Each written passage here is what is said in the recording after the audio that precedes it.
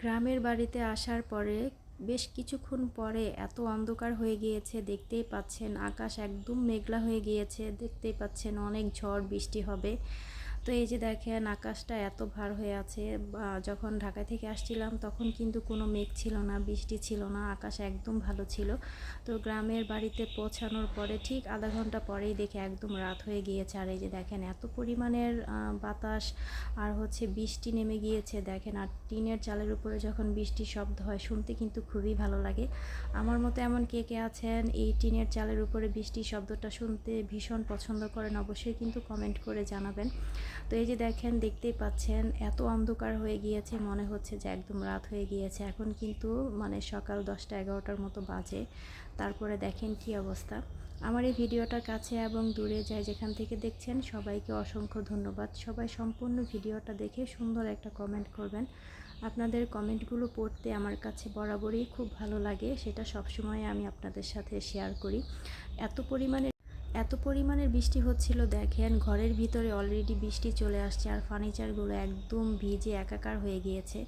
টিনের ঘরেও যে এত পরিমাণের বৃষ্টি হলে যে ঘরের ভিতরে পানি চলে আসে সেটা আমি আগে কখনো দেখিনি বা জানতাম না।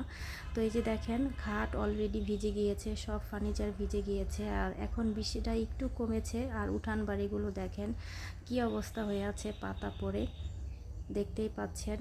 যেহেতু গ্রামের বাড়িতে আসছি, আপনাদের সাথে আরও এমন অনেক সুন্দর সুন্দর ভিডিও শেয়ার করব। আর আমার ভিডিওগুলো যদি ভালো লেগে থাকে তাহলে অবশ্যই ভিডিওগুলো শেয়ার করে দিবেন। আর যারা ভিডিওটা দেখতে শুরু করছেন অবশ্যই একটা লাইক দিয়ে ভিডিওটা দেখতে শুরু করবেন, পুরো ভিডিওটা কন্টিনিউ করে সুন্দর একটা কমেন্ট করবেন।